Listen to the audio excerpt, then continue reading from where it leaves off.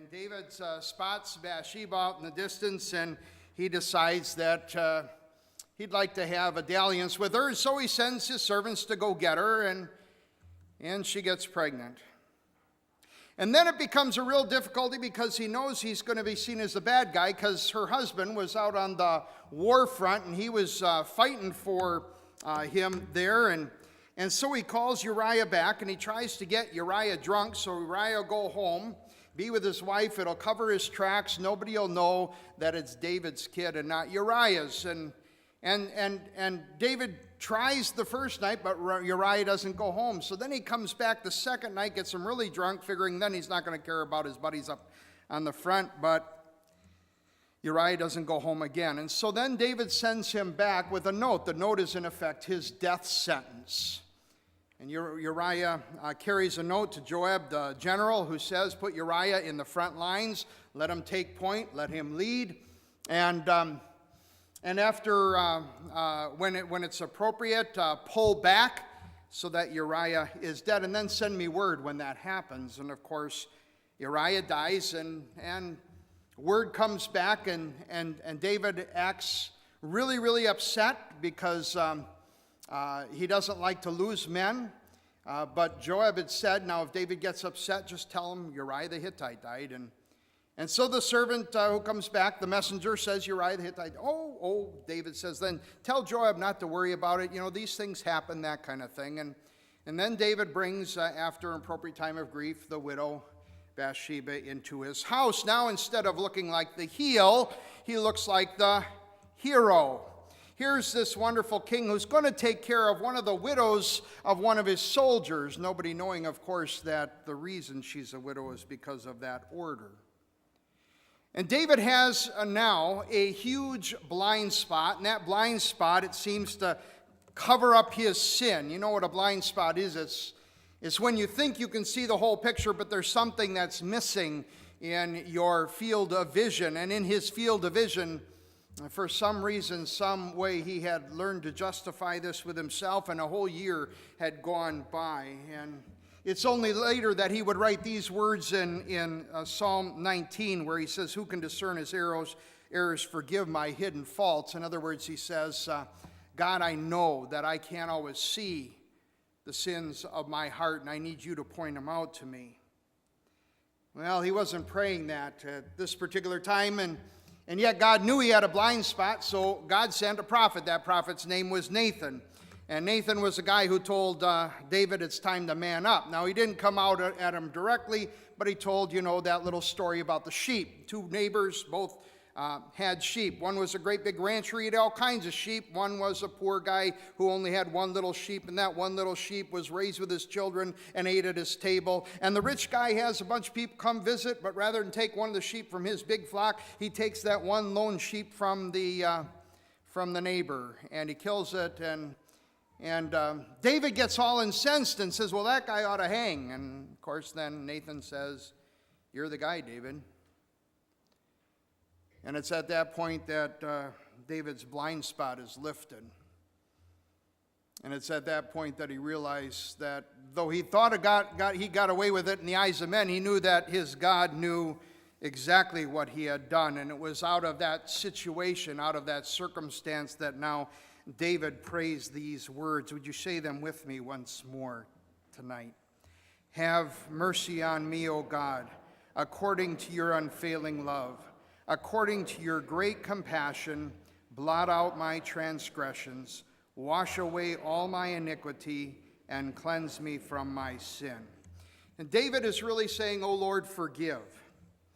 And there's three things he especially draws attention to as he prays in these first two verses of prayer of forgiveness. He says, first of all, Lord, forgive me because of my need. Secondly, forgive me because of your motive. And thirdly, forgive me by your means. One of the reasons I love to do Bible study is that I'm always learning new stuff. And I learned new stuff this week because I had never seen this before. But there are three things David prays for, and each of those three things has three different concepts or ideas behind them. And so we're going to just walk a little more slowly through those three things. First, we're going to start with that prayer. Have mercy on me because of my need. And the very first word that David uses of the three words he uses to describe his situation is he uses the word transgression. What's behind that word in the Hebrew is this: God draws a line in the sand. He draws a boundary in which we're supposed to live, move, and have our being. We sometimes call them the commandments, right? And he says, do these things and you're going to be blessed. Cross the line and you transgress those commandments and it's going to be painful. And what David realized, because of what Nathan had told him, is that he had transgressed. He had stepped over the line. And so he says, God, blot out my transgressions, that place where I've crossed your line and I need forgiveness. Forgive me. Blot them out. The second word that he uses is description of his need, is his iniquity. He says, wash away all my iniquity. Now, iniquity in Hebrew has this concept that sin isn't just something that we do. It's not just something that we think. Sin is something that we are. What do we mean by that? Well, you can go all the way back to the Garden of Eden, and right away, as soon as the first sin enters the world, well, what was the first sin? People say it was eating the fruit. It wasn't eating the fruit. The fruit was just a symptom of the greater sin. The sin was, they said, God, I'm not going to listen to you. I'm going to do it my way. And you say don't, and because it's bad for me? Well, I think I'm going to do it because I think it's going to be good for me. I mean, after all, that's what Satan said. He made a wonderful promise. If you eat, you're going to be like God. Well, that was kind of a deceptive promise. But ever since that time, sinners only beget sinners. And so we, teach within the concept of the Christian church something called the doctrine of original sin. That just means the only kind of kids we get are sinners. When anybody ever says, children are so innocent, my question usually back to them is, have you had any? Because if you've had any, they aren't innocent. They learn words like no and mine, and stuff like that real quickly. In other words, it's not just a matter of a surface infection. It's a disease that gets into the very heart and nature of our being, and we are sinners in need of healing, in need of a complete renewal. And because it's a sickness, it's not something we can do ourselves. We need help. David says, have mercy on me, O God, and wash away my iniquity. And the third word he uses is the word sin. The third word he uses is the word sin. Because of my need, he says, and cleanse me from my sin. Now, the word for sin in Hebrew is got a different concept. And sin means you're falling short of a target. The difference in the way the Hebrew looks at it is not because you were trying, but rather you were trying to miss. In other words, in David's situation, it wasn't just that, it was an accident. Maybe it was an accident that he saw Bathsheba, but it was on purpose that he sent somebody to go get her. It was on purpose that he slept with her and got her pregnant. It was on purpose that he called for Uriah and tried to arrange to cover it up. It was on purpose that he sent Uriah back to the front with his own death sentence. It was on purpose. And the idea is that there's sometimes you and me say, just like Adam and Eve did, just like our kids do, when we look up at God, we say, no, God, I'm going to do it my way, not yours. I know what you say in your word. So it's missing the target, but missing the target because sometimes we just get stubborn and want to do it our way. So there's the three words: transgression, iniquity, sin. Every one of those words, a little different descriptor, describes our need. Well, if that's our situation, why in the world would God want to forgive us? What would move him to forgiveness? Well, here David turns to the motive, and there are three words that describe God's motive. It's interesting, there's threes. It's because of your motive. The first motive he mentions is because of your mercy. He says, have mercy on me, O God. Have mercy. What's mercy? Well, it's very often translated the same word, and that's the way it is in this passage. It's translated with the word being gracious. Being gracious is giving to somebody something they don't deserve.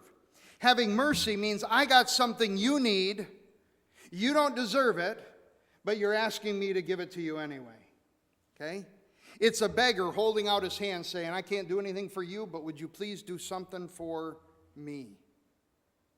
It's something that David would have known was endemic to the very character of God, because when Moses got the commandments on Mount Sinai, and this was actually the second time, remember? They got broken the first time because of the idolatry of the Israelites, and Moses went up a second time, and he got the commandments again. And there it says, the Lord passed in front of Moses, proclaiming, the Lord, the compassionate and gracious, that's this word mercy, the merciful God, slow to anger, abounding in love and faithfulness, maintaining love to thousands, and forgiving wickedness, rebellion, and sin. Yet he doesn't leave the guilty unpunished. He punishes the children and their children for the sin of the fathers to the third and fourth generation. You say, well, it says he's forgiveness, but then he punishes. Well, here's the way that works. You know, sometimes when you and I were growing up and we did something against our parents, they would forgive us, but they said, but there's still going to be consequences. Okay? That's what God is saying in this passage. He says, you have my forgiveness, but there's still going to be consequences. There's going to be some hurt, some pain that comes as a result of this falling away. But my heart is there to be merciful, to be gracious. And it's interesting that it's right after a time of idolatry, right when Moses is getting the second copy of the commandments, that God displays once again his graciousness. And a little bit later on in the book of Numbers, when God is telling Moses how he's to bless the people, how he and Aaron are to bless the people, it's words we're very familiar with. It's these words: the Lord bless you and keep you. The Lord make his face shine on you and be gracious. Same word, merciful to you. You can read that in the original language. So it's, may God give you his undeserved love and mercy. That's what it means to be gracious. The Lord turn his face towards you and give you peace. So you see, on Mount Sinai, when he tells them to bless the people, he says, this is my very character. I love to give to those who ask mercy. Because of your mercy, he says. And the next thing he says is, according to your unfailing love. Well, what's he talking about here? God is faithful even when we're faithless. And the image in the Bible so often for that particular picture of God's character is a character that goes back to marriage. Here's a picture of the God of heaven making a vow to us to love us, and we vow to love him. The only problem is we don't always love him perfectly. He always loves us perfectly. He always keeps his covenant. He always keeps his commitment. He always keeps his promise. He never becomes unfaithful, but we do. Isaiah put it this way: for your Maker is your husband, the Lord Almighty is his name, the Holy One of Israel is your Redeemer. He's called the God of all the earth. He is your husband, and he will, as a faithful husband, always be there for you. You know, once in a while I hear stories about somebody who is really got a troubled marriage, and has had a spouse who has again and again and again and again and again and again, you know, had an issue that a lot of people would just walk away from. They would have, after the first couple again, said, I'm done with this. I'm going to get a divorce. I'm moving on.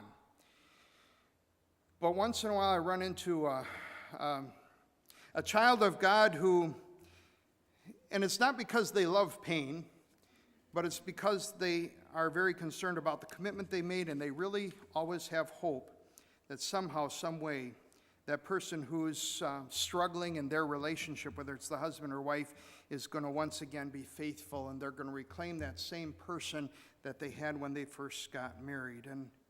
And David says, God, you're like that. You're like the husband who never is unfaithful. I've been unfaithful, but according to your unfailing love. The second of his motives, mercy, love, and then third, he says, according to your great compassion. Compassion is a word that's used in the Old Testament, especially of somebody who looks at another person who's got a real need, and they just feel for him. In the New Testament, the word, it's one of my favorite words in Greek. It's the word splanchnizomai. You don't need to know that, but I just love to say it. It comes from, and if you have a splanectomy, you know, that means they're doing something to your bowels, okay? And what it literally means is that your gut hurts for somebody. That's what it means to have compassion. That when you see their pain, you hurt too. That when you see their tears, you cry too. You know, a good movie will do that, won't you? It sucks you right in, and then when something really bad happens to the main character, you got tears dripping down your cheeks because you feel that pain. And David says, God, I know you're like that. I know that you feel my pain. And of course, Jesus reminds us that that is the way our God is. He's the one who said it's not the healthy who need a doctor, but the sick. I've not come to call the righteous, but sinners. And David knew he was sick. David knew he was sin sick. And so he throws himself on the mercy of God. So here's the motive. The motive is God's mercy. The motive is God's unfailing love. He's that faithful husband. And the motive is that great compassion. He hurts when his children are hurting. Okay, so here's the need. I know God's got a great heart for it. How's he going to get it done? Well, that's the last three of these, the last triple in these first two verses of Psalm 51, and that's the means. And he uses three images. The first one was the one I was going to use for the children's lesson today, and that's why I got some Play-Doh out. Try to open it up. It's a brand new one, okay? And so here's the way it is, okay? When they were writing in their day and age, they didn't have paper, but in the Old Testament, they used primarily clay and clay tablets. And they'd take something sharp. I brought along a penny nail here, 2 penny nail, I think it is. And they would make an impression in, and they would write in here. Now, of course, just like us, sometimes when they're writing, they'd make a mistake. Well, we use things like erasers, but they didn't have erasers, so what did they do? Well, as long as the clay was still malleable, they would take their thumb and they would, go over that spot so that it looks like nothing was ever done to it. That's the picture behind blotting out. David says, I've made a terrible, terrible mistake, God. I need you to blot it out so it looks like it didn't even exist. Blot out my transgressions. That's the first means. Okay? Second one. He says, wash away my iniquity. This is the word that was typically used of detergent, was used of washing clothes, was used of getting the dirt out, right? To get the dirt out. And David says, and this is an image that's very familiar in the Old Testament, the high priest, remember, had to have perfectly clean clothes whenever he did any of his work. He had to take a full bath. He had to put on white linen. They had to be perfectly clean. Dirt was a symbol of sin. And so washing was a symbol of forgiveness. And so David says, blot out, erase my sin, wash all the dirt away. And finally, he says, the third one is, cleanse me from my sin. I need your cleansing. And cleansing here, it doesn't really come through because we tend to think of cleanser as something like a cleaner, but it's not that kind of thing. In the original language, this has to do with purity. So think about what lengths will go to get pure water, or pure air, and pure water. And if something's really precious, it's a pure metal, like a pure gold or a pure silver. Or if somebody wants to get their body right, they might go through a cleansing process and try to purify their body, clear out the toxins, we say. Well, that's the image behind cleansing. David's not just asking here for a surface cleansing. He's saying, God, get all the garbage out of me, body, soul, and spirit. You need to purify me from the inside out, to purify my heart. Have mercy on me, O God, according to your unfailing love and according to your great compassion.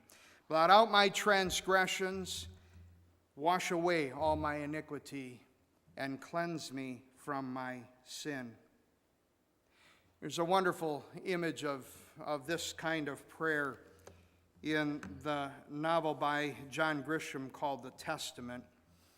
He paints a portrait in that book of one man's surrender to God's will. Nate O'Reilly is the main character, who's a disgraced corporate attorney. He's plagued by alcoholism and by drug abuse. And after 2 marriages and 4 detox programs and a serious bout with the dengue fever, Nate acknowledges his need for God. And this is the way Grisham writes about it in his book.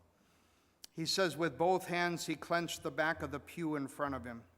He repeated the list, mumbling softly every weakness and flaw, affliction and evil that had plagued him.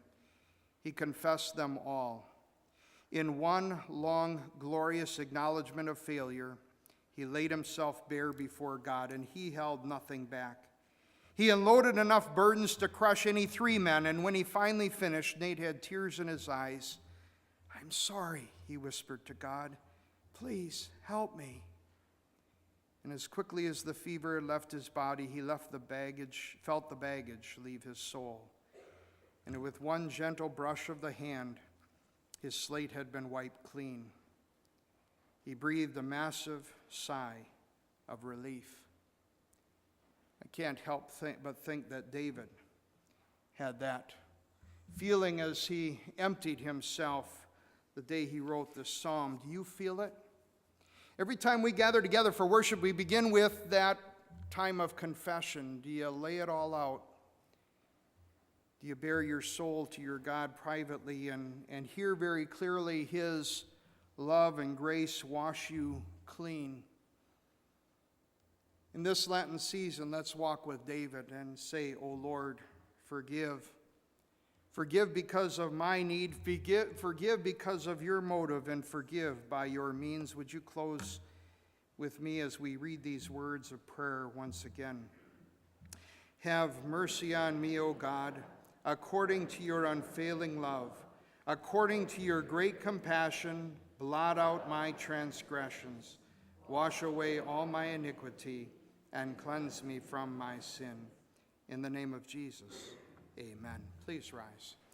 May that peace which surpasses all human understanding keep your hearts and minds through faith in your Jesus unto life everlasting. Amen. Let's confess our faith in the words of the Nicene Creed. We confess. I believe